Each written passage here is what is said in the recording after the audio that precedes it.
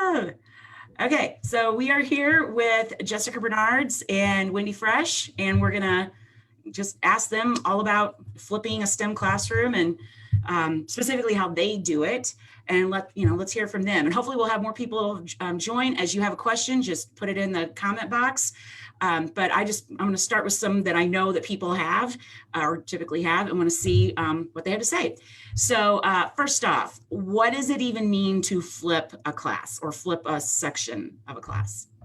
You want to take that one, Wendy? I'll do the next. Sure. So flipping a class means just flipping what typically students did in class versus what they did at home. That's when we started going to conferences and hearing about this idea of flipping, that's how it was described. So instead of sitting in class and hearing the lecture, students would get that preliminary, that basic teaching at home. And then when they came to class, they would get the more in-depth time with the support of their classmates and their teacher. Jessica, do you want to add? No, I mean, I can talk about, do you want me to talk about, Kathleen, how we took that traditional model and kind of put it into... Yeah, because I mean, I've heard of, and I've even done this with some of my classes before, but you guys have a different approach to it and been very effective. So I want to know, like, what do you guys do that's different than the traditional approach to flipping? So basically like a flipped class, like Wendy was saying, students would watch your lecture at home. So the passive part of learning, where it's really easy for them to just kind of pause you, rewind you if they need it at a slower pace, or they need you to repeat something. And then, so that passive part is at home, and then in class is where all of the active learning takes place. So it's where they're actually being active. So not only like a traditional flip, they would work on what used to be homework in class now with the teacher and peers. But on top of that, what we've done, so we've taken that kind of flipped model and we like to say enhanced it. And that's why we call it the flipped plus model. So for those videos that they're watching at home, we, instead of having a full like 1 or 2 hour lecture video, we've taken that and we've chunked it into really small videos. So they're all done by objective level. And then after each objective, there are very low level questions that students will answer over them just to make sure that they were engaged. Additionally, there's a video worksheet that goes along with the videos. It's just like a guided notes worksheet that they fill in as they're watching the videos. So that kind of helps in 2 ways. 1, it helps keep them engaged when they're watching the video. And 2, it makes them actually watch the entire video. So instead of just checking the box and turning it on. And we actually have that as part of the grade. So students will do that before class, and then they come to class and we will go around and kind of check off their worksheet to make sure they actually did what they were supposed to do.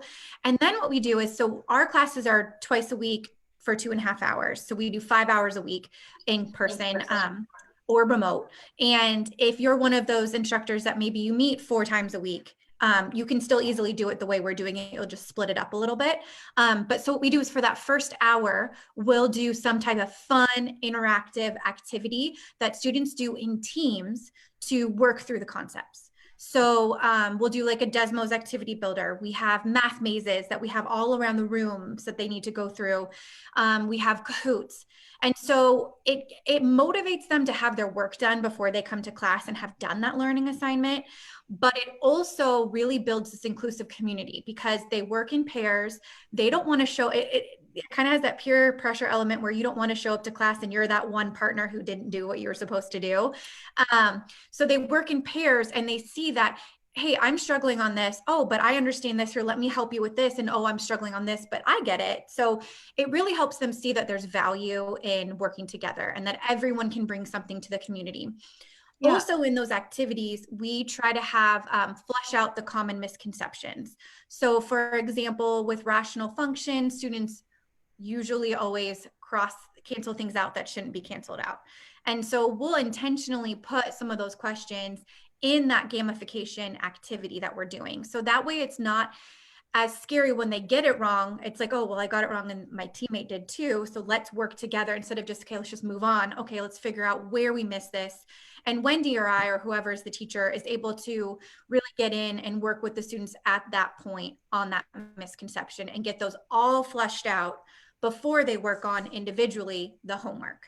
So So that first hour is an activity, and then that second hour is when they work individually on homework, or what used to be homework. So practice problems is what we call it. And they'll work independently, but we're walking around the entire time, and they have their peers next to them that they can always talk to as well. Yeah, and I was just going to say that, a lot of that changed in the spring going remote. And so what we've been able to do in the spring is, because we were thrown into that situation, just like other instructors were, is take a lot of those activities and make them work in a digital platform. So synchronously, I was meeting with my classes through Zoom. I was still able to do a math maze where before they would have been actually physically moving around the room. Now I've devised a system where I can put them into groups, and I have a way of getting them to go through the maze in a similar fashion. So, it's trickier remote, but there's definitely ways to get around what we used to do. Okay, I have multiple questions. Okay, so one is, what if I'm not in math? What if I'm in like chemistry or bio or something like that? You're saying that you could do this with any STEM class. Are there programs like that are different, that are like, maybe, I don't know, maybe Kahoot can be used with any subject, but Desmos is more of a math science tool, but how would you do it with other subjects? Yeah, it's actually pretty, there's so many great things out there. So for science, for example, when you're doing the activity in class, you can go on, there's so many virtual science labs out there now that you can easily take for that activity component. You can have your students go into, if they're doing this remote, you could have them go into breakout rooms and go through and watch those simulations and then answer questions over them like they were in person doing a lab. But ideally for science, you'd probably, if you're in person, you're actually having them physically do that experiment or that lab that builds on what they learned before coming to class.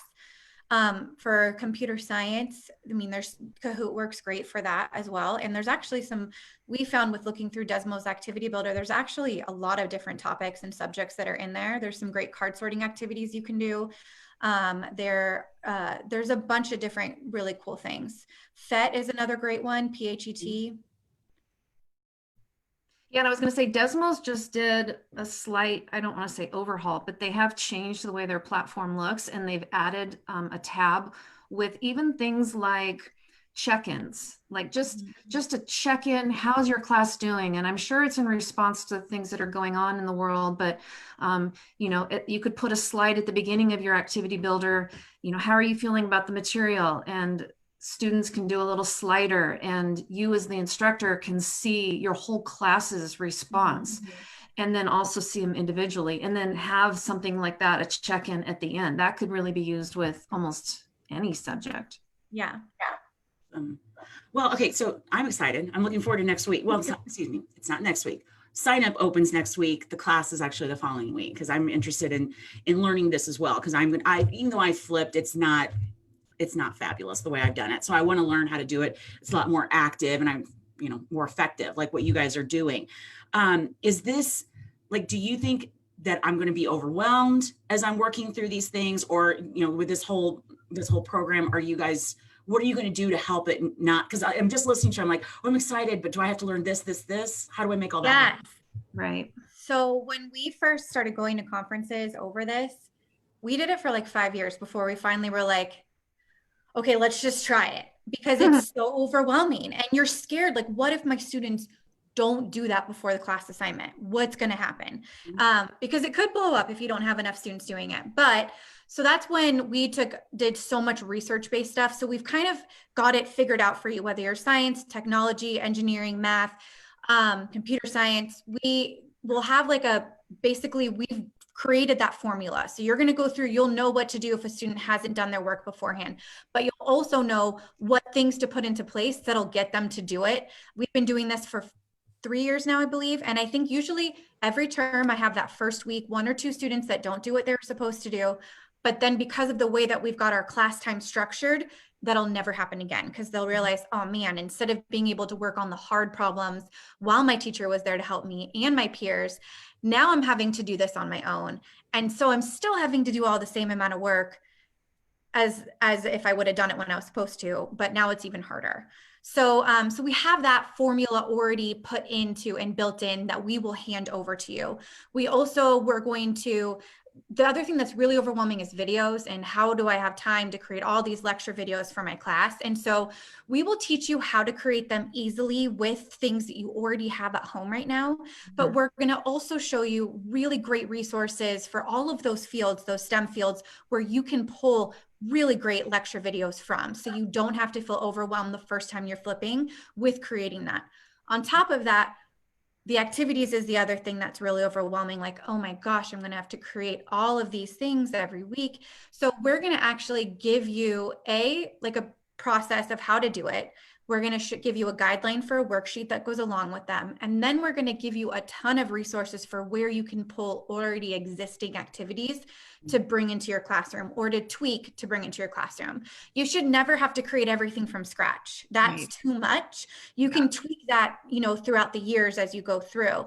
But what's cool is if you know where to look, there's some great resources that are already done for you.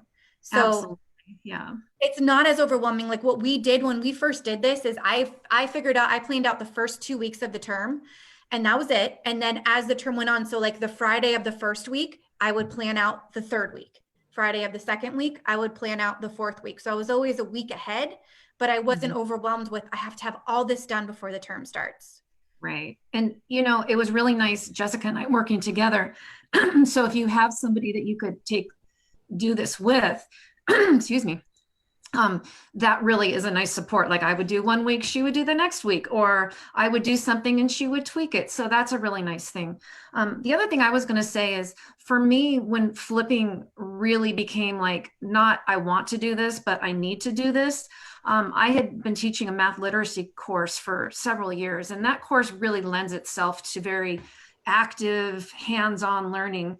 And then I went back to more of the college level math, where I was lecturing. And I remember that first day after being in that active classroom. And then I started lecturing, and about an hour into it, I saw their faces just sort of, that dead stare. And I thought, oh, no, I cannot do this.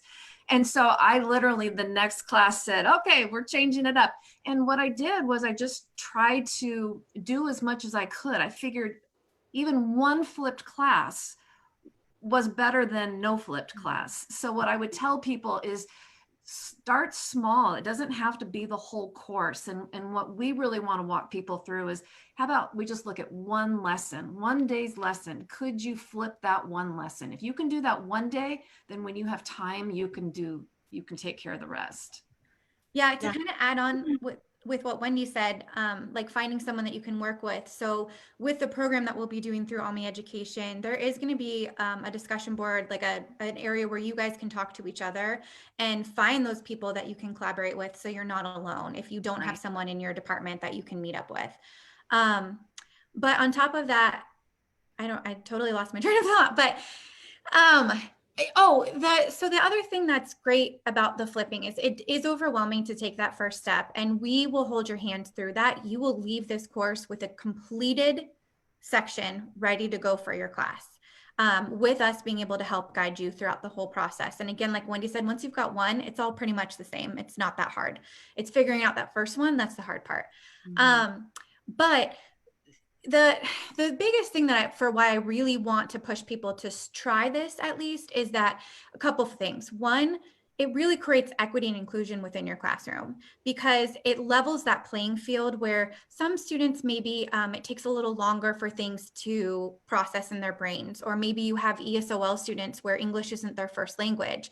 And so as you're up there lecturing, they're having a hard time keeping up because they're translating everything you're saying in their brain.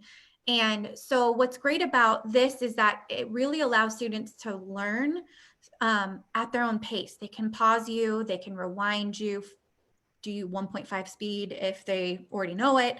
And you've got closed captioning. We're going to show you how to do that really easily, so that the ESOL students can read through it. But it also can't hear, or people could have hearing issues and vision issues as well. Yeah. And it also, in my opinion, everyone doesn't know what's happening in the fall. Some schools are already going back to school. Some schools have said, we're going to be fully online.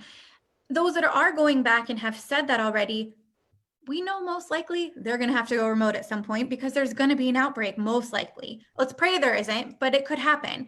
And so for us, like, that's the biggest reason that we're trying to talk instructors into starting this now, because prepping once is much better than having to prep for remote instruction and in-person instruction. And by creating your class as a flipped class going into the fall, it's easy to run in person, and it literally is super quick to take. All you have to do for remote, you've already got your lecture videos done, you've got your practice assignments done. All you've got to do is take those activities and switch them over to being compatible with to do on Zoom, which we'll show you how to do that in our meeting as well, or a course. So, I mean, it's prep once, make it easy on yourself so you're not stressed out when all of a sudden your school changes. Your class already knows how it's run. They know the expectation. Okay, then question for you, because I'm getting excited because I'm going to try to incorporate this. I think I always do this where I'm like, I'm going to do this, this, and this, but that's what we do as teachers. But I'm like, with my stats class this fall, I don't want to, I'm going to be meeting with them synchronously 2 days a week. And I don't want to just lecture at them for the 75 minutes I have. I just don't. I'm like, I don't feel like that's going to be the most effective way to go.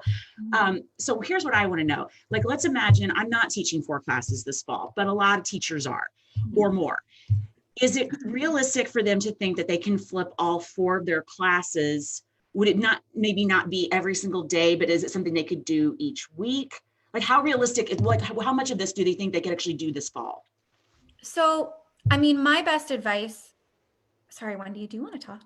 No, go for it. Go for it. I was just going to say, my best advice is to pick one course to really focus on your first semester. I agree with that. And fully flip it if you can, because the whole reason going into fall, especially, you don't want to have to do a bunch of different prep work.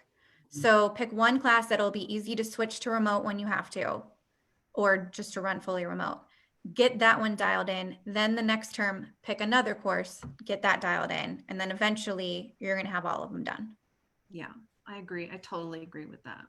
That just made me think of something. It would be awesome, like what you guys were talking about, where you're working together. It would be ideal if, say, you were in a college department, or if you're in a high school department, it doesn't matter.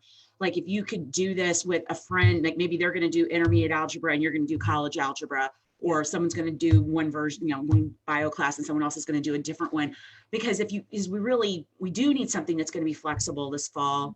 So I don't know, I would just encourage anybody, if you can get a partner to come along with you, I think you could potentially save yourself work and them work, and Totally. I think you'd be able to accomplish more and not feel so stressed out by trying to do it all. There was a lot of times, like, Jessica would find an activity for her college algebra class, and I was teaching pre-calculus at the time, and that activity that she was showing me was sparking in my idea, oh, I could use this for vectors, or, oh, I could use this for, so it's really, what we're going to show you is how you can just have this little toolbox of activities that can be adapted really to any course. Okay. Yeah. And that's, I mean, I have a question for you, but go ahead. what you were saying, Kathy, like, that's actually what Wendy and I did when the first term we flipped. Is I did all the college algebra stuff and she was teaching trigonometry at the time. So she did all the trig stuff, and then we'd share stuff and tweak it each week. But that way we were able to actually go through and do both those courses at once and not feel overwhelmed. That's awesome. Okay, so I'm just thinking through what I know people are going to be wondering, because I'm wondering too. Like, what if my class isn't on the same type of time blocks that yours is? Is this something you could do if you say you had a 45-minute class, or if you had a really long class?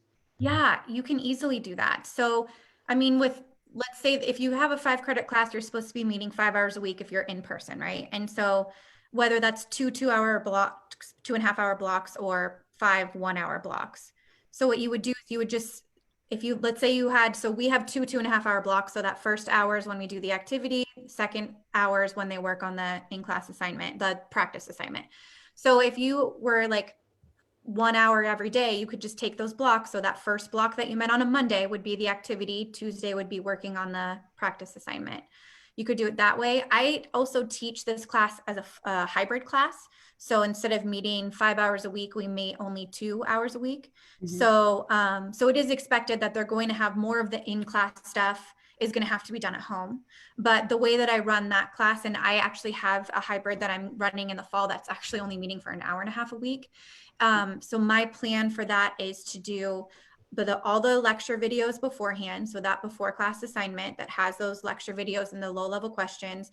When we meet in Zoom for that hour and a half, that first hour, I still plan on doing an activity with them that covers all of those sections. Sometimes it'll be 2 sections, sometimes it'll be 3, but I'll make an activity that is over all of those. And then they'll be able to start working on the practice assignment with me there, but they're probably not going to have a chance to finish it. And again, if it's a hybrid class, they're expected to do most of the work online since we're not meeting as much in person. So what I do recommend my students do, and what I have in my syllabus, and I have created like a video that says how this course is set up for fall, is I do say something that would be very beneficial to you is to at least start the practice assignment before we have that one meetup a week, so that way you come with some specific questions already ready to go. Yeah, and I was going to say, you know, when we have created our own videos, and that's something in the course that we're going to show you how to do, but we break those section videos up into objective levels. And so if somebody is meeting, let's say somebody has a class that meets 5 days a week, having those videos into short 5 to 10 minute video objective levels would really allow them that sort of system. So you can chunk it up into smaller bits for daily meeting, or you can put more in for the type of thing that Jess was talking about. You're brilliant. That's such a great idea, because you could do like, if there's 4 objectives in one section, you could do 2 objective videos and then a small activity for that in-class meeting. And then it obviously would be a smaller group of problems because it's not over the whole section. Exactly. Oh my gosh, great idea. See, working together makes all the difference. It totally does. Oh, she's the talker. I'm the thinker. No, I'm just kidding. I'm just joking. This is awesome.